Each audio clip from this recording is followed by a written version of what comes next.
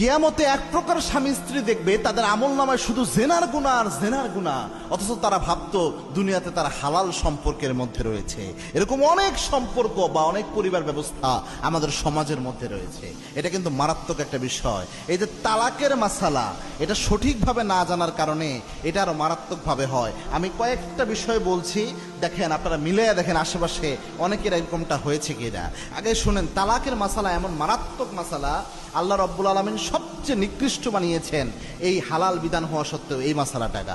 এবং কি আল্লাহর হাবিব সাল্লাল্লাহু আলাইহি ওয়াসাল্লাম জানিয়েছেন, আবগাদু হালাল ইলাল্লাহিত তালাক, আল্লাহর কাছে হালাল কিন্তু সবচেয়ে নিকৃষ্ট হচ্ছে দুইটা বিধান, তার মধ্যে একটা বিধান হচ্ছে তালাকের বিধান। আল্লাহর কাছে হালাল কিন্তু আল্লাহর কাছে নিকৃষ্ট একটা বিধান, এবং আল্লাহ কখনোই চায় না তালাক হোক। এখন আমাদের সমাজে যেটা হয়, অনেকে বিয়ে করে ঠিকই কিন্তু তালাকের মাসালা সঠিকভাবে জানে না, অনেক স্বামীও জানে না, যার কারণে স্ত্রীর উপর একটু রাগারাগি হয়। অনেক সময় রাগের মাথায় বলে ফেলে, তোকে আমি তালাক দিলাম, তোর মন চাইলে চলে যা, তোকে ছেড়ে দিলাম, তোকে তালাক দিয়ে দিলাম, এরকম কথা। আবার অনেকে ইশারায় তালাক দেয় যে তুই বের হয়ে যা, তুই তুই তুই মুক্ত আমার থেকে।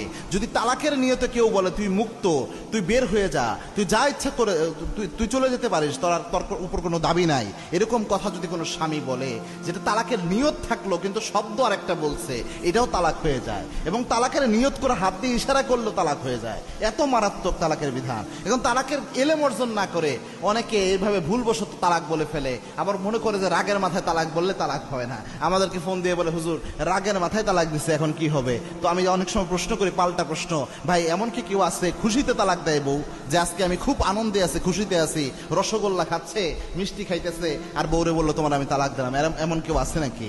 এগুলা মনে রাখবেন, তালাক মানুষ রাগের মাথায় দেয়। এজন্য কেউ যদি তালাক, অনেক পরিবার ব্যবস্থায় রয়েছে যে রাগের বশে স্ত্রীকে তালাক দিয়ে দিচ্ছে, চিন্তা করে রাগের বশে তালাক দিলে কোনো সমস্যা নাই। আবার অনেকে আছে তালাকের নিয়ত করে এমন শব্দ বলে ফেলেছে যে শব্দের মাধ্যমে তালাক হয়ে যায়, এমন অনেক শব্দ রয়েছে, এগুলোর মাধ্যমে তালাক দিয়ে ফেলছে, অথচ সে ভাবছে আমার ঠিকই আছে, এখনো সংসার আছে, এইভাবে সে জীবনটা পার করে দিচ্ছে। এবং কিয়ামতের দিন সে যখন আল্লাহর দরবারে উঠবে, সে দেখবে সে মনে করেছিল যে এটা একটা বৈবাহিক সম্পর্ক আছে, কিন্তু না, আসলে এটা বৈবাহিক সম্পর্ক নয়, এটা কিন্তু তালাক হয়ে গিয়েছে। এজন্য আমরা যেন তালাকের মাসালা স্পষ্টভাবে জানি। আর এই আপনার গ্রামগঞ্জে দেখবেন অনেক কাজীরা ধুপধাপ তালাকের ফতোয়া দিয়ে দেয়। তালাকের ফতোয়া এক্সপার্ট না হলে তালাকের ফতোয়া নিতে হয় না তার কাছে। মনে রাখবেন, তালাকের ফতোয়ায় অনেক ফাঁকফোকর রয়েছে। এজন্য আপনার গ্রান্টেড কোনো মুফতি, ভালো বিজ্ঞ কোনো মুফতির কাছে তালাকের ফতোয়া নেবেন, কোনো বড় মাদ্রাসায় যে তালাকের ফতোয়া নেবেন, অথবা আলেমদের কাছে পরামর্শ নিয়ে তালাকের ফতোয়া নেবেন। গ্রামের অনেক কাজীরা তালাকের ফতোয়া না জেনেই ভুল ফতোয়া দেয়, মানুষ সারা জীবন জেনার গুনাহ তাদের আমল নামায় উঠে কাজী সাহেবের ফতোয়া অনুযায়ী। এজন্য এই ভুল যেন আমরা না করি।